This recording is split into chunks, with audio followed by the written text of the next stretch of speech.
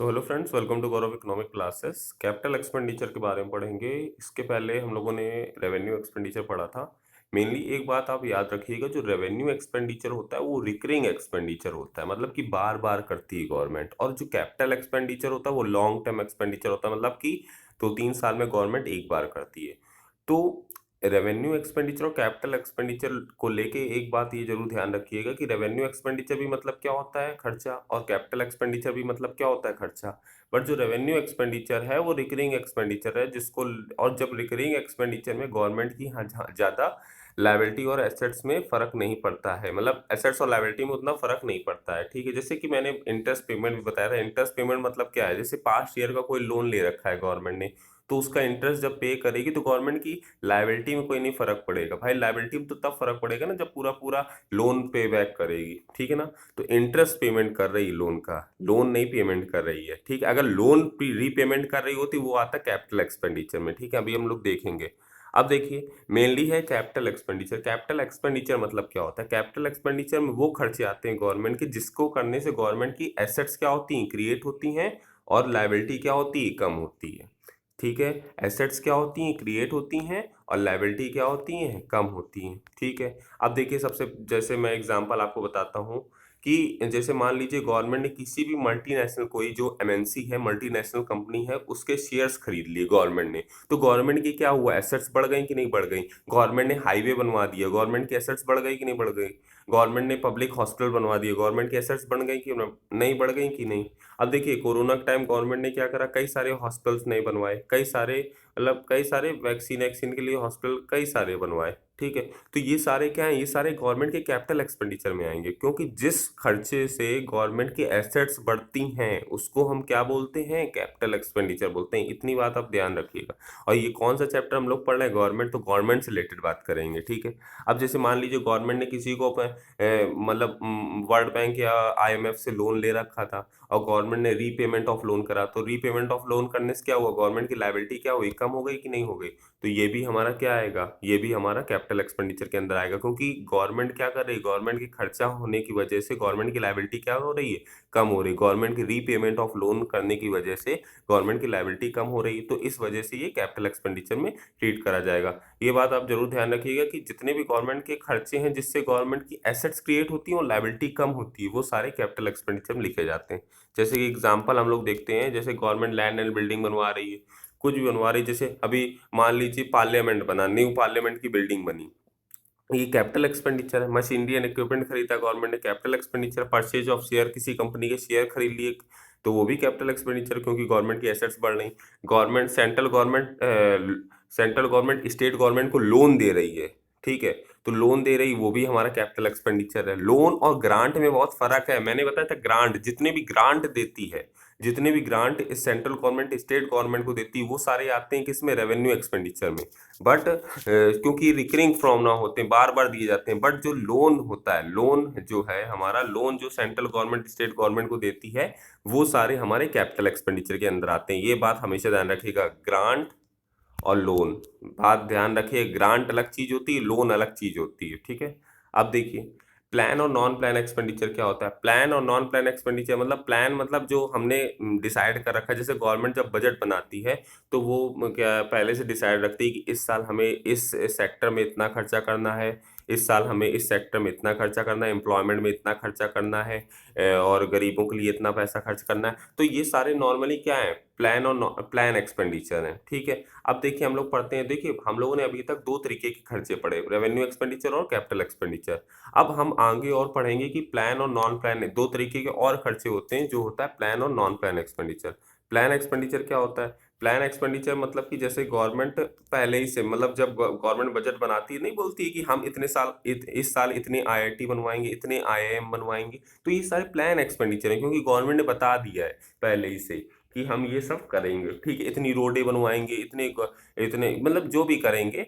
तो ये सारे हमारे क्या कहते हैं, प्लान एक्सपेंडिचर के अंदर आते हैं। तो लिखा है, plan expenditure refer to that expenditure which relate to specific plan and programme assistance of the central government to state government, include both revenue expenditure and capital expenditure. देखिए, प्लान एक्सपेंडिचर के अंदर दोनों आते हैं, प्लान एक्सपेंडिचर के अंदर, sorry, plan expenditure के अंदर दोनों आते हैं, प्लान एक्सपेंडिचर के अंदर दोनों आते हैं, रेवेन्यू एक्सपेंडिचर भी आता है और कैपिटल एक्सपेंडिचर आता है। मतलब वो भी खर्चा आता है जिसके करने से गवर्नमेंट के एसेट्स और लायबिलिटी में फर्क नहीं पड़ता, और वो भी खर्चा आता है जिसको करने से गवर्नमेंट के एसेट्स और लायबिलिटी में फर्क पड़ता है।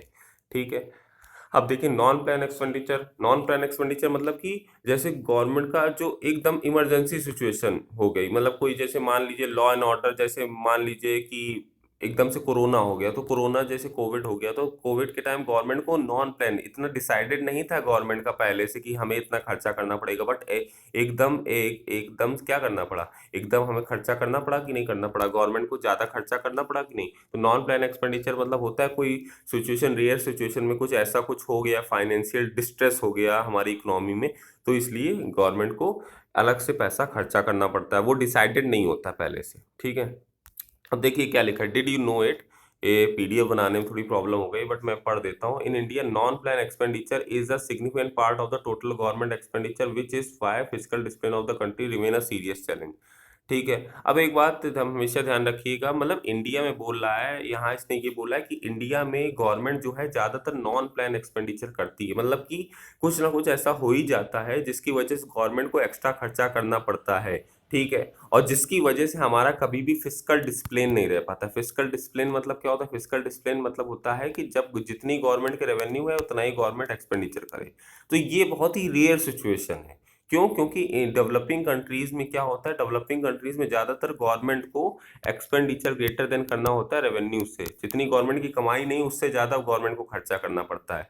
और फिजिकल डिसिप्लिन मतलब होता है रेवेन्यू इक्वल टू एक्सपेंडिचर, मतलब वो यही बात बोल रहा है कि डेवलपिंग कंट्रीज में या इंडिया में फिजिकल डिसिप्लिन एक चैलेंज की बात है, मतलब फिजिकल डिसिप्लिन एक बहुत दूर की बात है कि जितनी गवर्नमेंट कमाई करे उतना ही खर्चा करे, ये बहुत दूर दूर की बात है। नॉर्मली यही होता है कि गवर्नमेंट ज्यादा खर्चा करती है और गवर्नमेंट की इनकम कम होती है। ठीक है।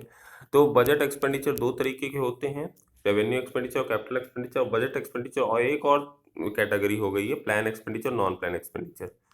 अब देखिए, after the abolition of planning commission, planning commission 2015 में एबोलिश कर दिया गया था मोदी गवर्नमेंट ने, और उसकी जगह क्या ले आए थे, नीति आयोग। इंडियन में मैंने आपको पढ़ाया था, नीति आयोग ले आया। नीति का फुल फॉर्म क्या होता है, national institute of transforming India.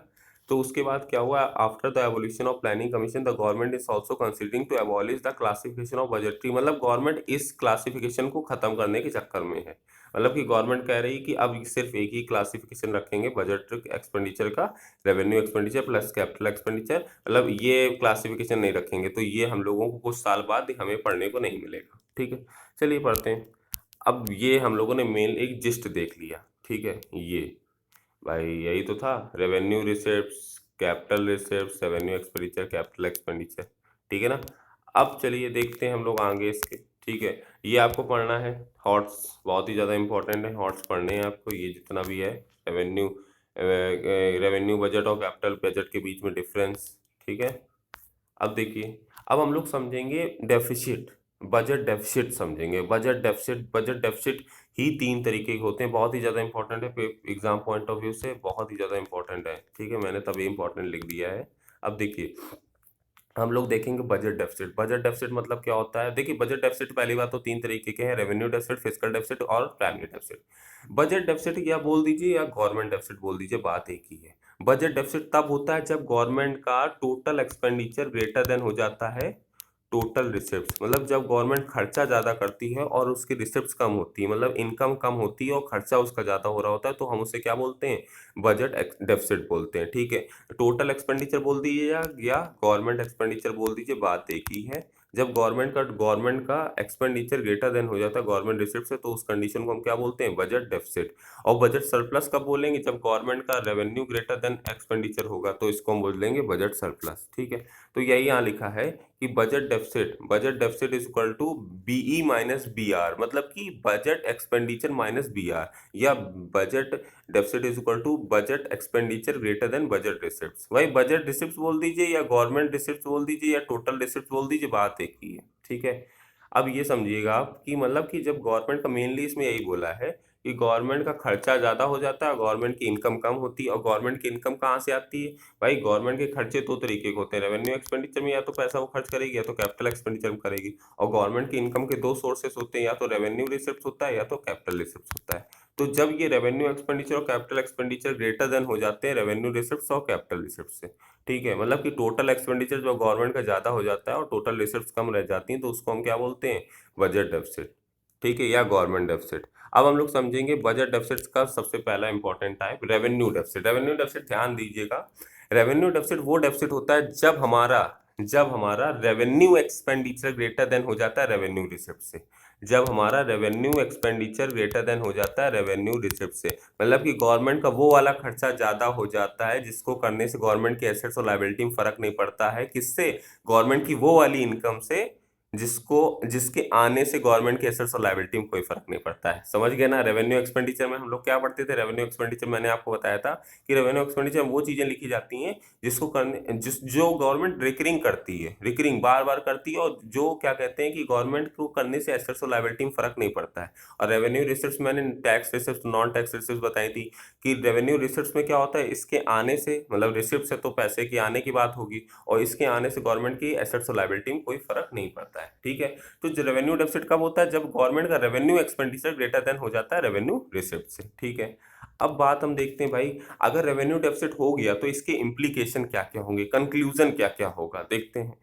सबसे पहली बात, अगर किसी भी कंट्री का रेवेन्यू डेफिसिट हो जाता है तो गवर्नमेंट अब आगे क्या करती है, भाई रेवेन्यू डेफिसिट हो गया मतलब कि खर्चा ज्यादा हो गया है और रेवेन्यू रिसिप्ट्स कम है, इनकम कम है, खर्चा ज्यादा हो रहा है, तो क्या करेगी गवर्नमेंट, सेवरल जो वेलफेयर प्रोग्राम है, जो वेलफेयर योजनाएं चलती है, जैसे गरीब कल्याण योजना, जितनी भी गरीबों के लिए भले के लिए योजनाएं चलती हैं वो गवर्नमेंट क्या करेगी, कम करेगी। क्यों? क्योंकि गवर्नमेंट का खर्चा ज्यादा हो गया, गवर्नमेंट की इनकम कम है, तो गवर्नमेंट अब कोप अप करने के लिए क्या करेगी, जितने भी वेलफेयर प्रोग्राम है उनको कम करेगी, क्योंकि रेवेन्यू डेफिसिट बढ़ गया है ना। और अगर सोशल वेलफेयर प्रोग्राम या वेलफेयर प्रोग्राम ये कम कर देगी तो क्या होगा, इससे समाज की भलाई का लॉस होगा, ठीक है भाई। समाज की भलाई किस में डिपेंड करती है, गरीबों की भलाई किस में डिपेंड करती है, कि गरीब जो गवर्नमेंट है उनके लिए कितना खर्चा कर रही है। अब एक बार बताइए, अगर गवर्नमेंट का रेवेन्यू डेफिसिट हो गया है, गवर्नमेंट का खर्चा बहुत ज्यादा हो गया और गवर्नमेंट की इनकम है कम, तो गवर्नमेंट अपने रेवेन्यू डेफिसिट को कंट्रोल करने के लिए या गवर्नमेंट अपनी ये सिचुएशन को कंट्रोल करने के लिए अब खर्चा कम करेगी ना, तो वही बात मैं बोल रहा हूँ।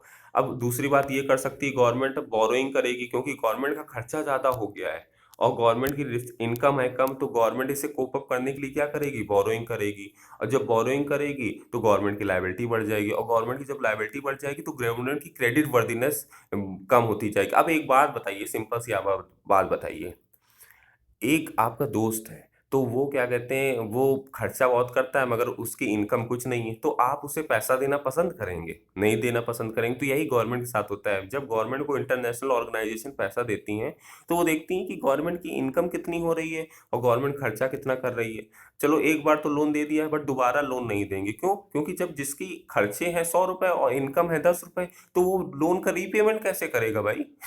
समझ रहे हैं ना आप, मतलब कि जिसके खर्चे हैं 100 रुपए और इनकम है 10 रुपए, तो लोन का रीपेमेंट कैसे करेगा? या तो आपको फ्रॉड करके भाग जाएगा। तो वही बात होती है कि गवर्नमेंट की इससे गवर्नमेंट बोरोइंग तो कर लेती है अपने रेवेन्यू डेफिसिट को कोप अप करने के लिए, बट गवर्नमेंट की क्रेडिट वर्थीनेस, मतलब कि अब क्रेडिट उसको नहीं दिया जाता है, ठीक है ना। और तीसरी बात क्या है, गवर्नमेंट या तो अपने कुछ जो पब्लिक इंटरप्राइजेस हैं, गवर्नमेंट की जो भाई गवर्नमेंट की जो कंपनीज हैं उसको ही हम क्या बोलते हैं, पब्लिक इंटरप्राइजेस। तो गवर्नमेंट क्या करेगी, डिसइन्वेस्टमेंट करेगी, क्योंकि गवर्नमेंट के पास क्या है, पैसे की कमी हो गई। डिसइन्वेस्टमेंट ही करने को हम क्या बोलते हैं, प्राइवेटाइजेशन। जैसे अभी हम लोग देख रहे हैं ना न्यूज में कि प्राइवेटाइजेशन हो रहा है कई सारी गवर्नमेंट बैंक्स का। तो गवर्नमेंट बैंक्स का प्राइवेटाइजेशन का होने का यही कारण है कि गवर्नमेंट के पास पैसे की कमी हो गई है। दूसरी बात, गवर्नमेंट की जो प्राइवेट पब्लिक इंटरप्राइजेस थी वो सही से काम नहीं करती थी, करप्शन इनएफिशिएंसी होती थी। तो कई सारे रीजन है जिसकी वजह से गवर्नमेंट को क्या करना पड़ता है, अपनी कंपनी का कुछ पार्ट सेल करना पड़ता है प्राइवेट बंदे को, ठीक है ना। तो यही चीज है, ठीक है। तो क्या हो जाएगा, जब किसी प्राइवेट बंदे को या फॉरेनर को गवर्नमेंट अपनी कंपनी का कुछ पार्ट सेल कर देगी, पब्लिक इंटरप्राइजेस का सेल कर देगी, तो क्या होगा, इकोनॉमिक कंट्रोल, मतलब ज्यादातर जो उस कंपनी का कंट्रोल होगा वो फॉरेन कंट्रोल में चला जाएगा कि नहीं चला जाएगा, ठीक है। अब देखिए क्या लिखा है, तो 3 ways of managing revenue deficit, 3 तरीके से हम लोग रेवेन्यू डेफिसिट को मैनेज करते हैं। क्या करते हैं, सबसे पहले हम बोरोइंग करते हैं, भाई बोरोइंग करेंगे तभी तो जो हमारा खर्चा है ज्यादा हो गया है और इनकम है कम, तो उसी से कोप अप कर सकते हैं ना। दूसरी बात, हम क्या करते हैं, डिसइन्वेस्टमेंट करते हैं, जो पब्लिक इंटरप्राइजेस गवर्नमेंट की जो कंपनियां हैं उसका हम डिसइन्वेस्टमेंट करते हैं। और तीसरी बात, जो हमारे एक्स्ट्रा खर्चे हैं, जो सब्सिडीज वाले खर्चे हैं उनको हम कट करते हैं, ठीक है ना। अब देखिए, अब हम देखेंगे फिस्कल डेफिसिट। फिस्कल डेफिसिट ध्यान दीजिएगा थोड़ा ध्यान से। फिस्कल डेफिसिट का फॉर्मूला होता है total expenditure minus total receipts, ठीक है। और टोटल रिसिप्ट्स में क्या आता है, टोटल एक्सपेंडिचर में क्या आता है, टोटल एक्सपेंडिचर में आता है revenue expenditure plus capital expenditure. और टोटल रिसिप्ट्स में क्या आता है, टोटल रिसिप्ट्स में आता है revenue receipts plus capital receipts, ठीक है। ठीक है। अब एक बात बताइए, मैंने आपको बताया भी था कि रेवेन्यू रिसिप्ट्स में तो बहुत सारे आइटम थे, non tax receipt, non tax receipts. Capital receipts के अंदर दो आइटम थे, सॉरी तीन आइटम थे। एक था बोरोइंग था, एक था रिकवरी ऑफ लोन था, और एक था डिसइन्वेस्टमेंट था, ठीक है। एक रिकवरी ऑफ लोन था, एक बोरोइंग था, और क्या कहते हैं कि हाँ, एक रिकवरी ऑफ लोन था, बोरोइंग था, और डिसइन्वेस्टमेंट था। तो अब एक बात बताइए, देखिए फिस्कल डेफिसिट मतलब होता है जब गवर्नमेंट का टोटल एक्सपेंडिचर ज्यादा हो जाता है टोटल रिसिप्ट से। अभी हम लोगों ने बात करी थी रेवेन्यू डेफिसिट में किसकी, जब गवर्नमेंट का रेवेन्यू एक्सपेंडिचर ज्यादा हो जाता है रेवेन्यू रिसिप्ट से, तो वो हमारा क्या हो जाता है, रेवेन्यू डेफिसिट हो जाता है। बट फिस्कल डेफिसिट का डिफरेंस ये है, फिस्कल डेफिसिट और रेवेन्यू डेफिसिट में ये डिफरेंस है कि फिस्कल डेफिसिट जो होता है, फिस्कल डेफिसिट में हम किसकी बात करते हैं, जब गवर्नमेंट का टोटल एक्सपेंडिचर ग्रेटर देन हो जाता है टोटल रिसिप्ट से। बट ध्यान दीजिएगा, यहाँ क्या होता है, जब हम total expenditure minus total receipt करते हैं तो कैपिटल रिसिप्ट में जो बोरोइंग होती है, कैपिटल रिसिप्ट में जो बोरोइंग होती है, कैपिटल रिसिप्ट में तीन चीजें आती है ना, कैपिटल रिसिप्ट में जो बोरोइंग होती है उसको इंक्लूड नहीं करते हैं। तो एक बात ध्यान दीजिएगा कि फिस्कल डेफिसिट को कैलकुलेट करते टाइम, जब हम फिस्कल डेफिसिट को कैलकुलेट करते हैं तो टोटल रिसिप्ट में हम बोरोइंग को इंक्लूड नहीं करते हैं। बट जब फिस्कल डेफिसिट हो जाती है तो उसको कोप अप करने के लिए गवर्नमेंट क्या करती है, बोरोइंग करती है। नहीं समझे? चलिए मैं फिर से बता रहा हूँ। देखिए, होता क्या है कि फिस्कल डेफिसिट जैसे आपको निकालना है तो आप फॉर्मूला क्या लगाएंगे, total expenditure minus total receipts, ठीक है। तो टोटल एक्सपेंडिचर का फॉर्मूला क्या होता है, revenue expenditure plus capital expenditure. तो revenue expenditure plus capital expenditure के अंदर जो आइटम आएंगे उनको हम ऐड करेंगे। और टोटल रिसिप्ट्स के अंदर क्या आइटम आते हैं, टोटल एक्सपेंडिचर, टोटल रिसिप्ट्स के अंदर क्या आइटम आते हैं, टोटल रिसिप्ट्स के अंदर रेवेन्यू रिसिप्ट्स और कैपिटल रिसिप्ट्स आता है। रेवेन्यू रिसिप्ट्स के अंदर आते हैं टैक्स रिसिप्ट्स और non tax receipts. Capital receipts के अंदर क्या आता है, बोरोइंग, डिसइन्वेस्टमेंट और रिकवरी ऑफ लोन, ठीक है। तो जब टोटल रिसिप्ट्स में हम इन टोटल रिसिप्ट्स में हम क्या करेंगे, टोटल रिसिप्ट्स में जब कैपिटल रिसिप्ट्स को निकालेंगे तो हम उसमें बोरोइंग को नहीं लेंगे, बोरोइंग वाला हम पैसा इंक्लूड नहीं करेंगे, ठीक है ना। तो हमेशा ध्यान रखिए कि गवर्नमेंट का निकालने का एक तरीका है कि फिस्कल डेफिसिट जब निकाला जाता है तो टोटल रिसिप्ट्स में हम बोरोइंग को इंक्लूड नहीं करते, मतलब कि बोरोइंग वाला पैसे को हम इंक्लूड नहीं करते हैं। बट जब गवर्नमेंट की फिस्कल डेफिसिट हो जाती है, जब गवर्नमेंट देखती है उसका खर्चा ज्यादा हो गया, रिसिप्ट्स कम है, तो गवर्नमेंट उसे कोप अप करने के लिए बोरोइंग करती है, ठीक है ना। मतलब बोलने का मतलब ये है कि फिस्कल डेफिसिट जब हम कैलकुलेट कर रहे हैं, total expenditure minus total receipts हम जब कर रहे हैं, तो हम टोटल रिसिप्ट्स में बोरोइंग को इंक्लूड नहीं करेंगे। और बोरोइंग किसके अंदर आता है, कैपिटल रिसिप्ट्स के अंदर आता है। बट जब फिस्कल डेफिसिट हो गया, मतलब कि गवर्नमेंट का खर्चा ज्यादा हो गया और गवर्नमेंट की रिसिप्ट्स कम हो गई, तो गवर्नमेंट उसे कोप अप करने के लिए बोरोइंग करेगी, ठीक है। तो कहीं जब बोरोइंग, कहीं कहीं बोरोइंग सिर्फ लिखा होता है तो आप समझ जाइए कि फिस्कल डेफिसिट की बात कर रहा है, ठीक है ना। ये बात आप हमेशा ध्यान रखिएगा। तो वही यहाँ फॉर्मूला भी लिखा हुआ है कि total expenditure is equal to, total expenditure bracket में लिख दिया, revenue expenditure plus capital expenditure minus total receipts other than borrowing. मतलब फिस्कल डेफिसिट को कैलकुलेट करते टाइम टोटल रिसिप्ट्स में बोरोइंग को इंक्लूड नहीं करेंगे। बट जब फिस्कल डेफिसिट हो जाएगा तो हम बोरोइंग के थ्रू उसे कोप अप करेंगे, ठीक है ना। तो ये चीज लिखिए। और हमारा बोरोइंग किसके अंदर आता है, कैपिटल रिसिप्ट्स के अंदर आता है। भाई कैपिटल रिसिप्ट्स के अंदर तीन चीजें आती है ना, और कैपिटल रिसिप्ट्स मेन किसका पार्ट है, टोटल रिसिप्ट्स का। तो टोटल रिसिप्ट्स में बोरोइंग को इंक्लूड नहीं करेंगे अगर हमें फिस्कल डेफिसिट कैलकुलेट करना है। ये एक निकालने का तरीका है, इसका कोई साइंटिफिक लॉजिक वगैरह नहीं है। बट जब फिस्कल डेफिसिट हो जाता है तो उसको हम कोप अप, भाई अब फिस्कल डेफिसिट हो गया, गवर्नमेंट का खर्चा ज्यादा हो गया, गवर्नमेंट की इनकम कम है, तो उसे क्या करेगी, कोप अप करने के लिए गवर्नमेंट क्या करेगी, बोरोइंग करेगी। बहुत ही ज्यादा परेशान करता है क्वेश्चन, ठीक है। अब देखिए फिस्कल डेफिसिट मतलब क्या बताता है, फिस्कल डेफिसिट हमारा बताता है कि गवर्नमेंट को कितनी बोरोइंग करने की जरूरत पड़ेगी, ठीक है, क्योंकि फिस्कल डेफिसिट का मतलब ही होता है बोरोइंग, ठीक है। और गवर्नमेंट ज्यादातर बोरोइंग किससे करेगी, आरबीआई से करेगी, या अब्रॉड से करेगी, या तो इंडिया से करेगी। इंडिया से कैसे बोरोइंग करेगी, बॉन्ड्स वगैरह इश्यू करके, ठीक है, ट्रेजरी बिल से पैसा निकाल के, ठीक है। तो गवर्नमेंट जब बोरोइंग करती है वो तीन तीन, मतलब उसके कई सारे सोर्सेस हैं जिनसे वो बोरोइंग कर सकती है। या तो बोरोइंग आरबीआई से कर सकती है, या तो अब्रॉड से कर सकती है, बाहर से आईएमएफ वगैरह से मांग लिया, और या तो बोरोइंग एट होम कर सकती है। तो जब इन तीनों बोरोइंग को हम ऐड कर देते हैं तो ये हमारा क्या हो जाता है, ग्रॉस फिस्कल डेफिसिट हो जाता है। जहां भी फिस्कल डेफिसिट लिखा हो ये समझ जाइए गवर्नमेंट को इतनी बोरोइंग करने की जरूरत है, ठीक है। ध्यान रखिएगा इस बात को, ओके। तो आज इतना ही देखते हैं, शायद आप लोग थोड़ा कंफ्यूज हो गए होंगे। कोई नहीं, लेक्चर फिर से देखिए, आपको समझ में आ जाएगा। बाकी व्हाट्सएप नंबर तो मेरा है ही है, 8881988317, तो उसमें आप कांटेक्ट कर सकते हैं।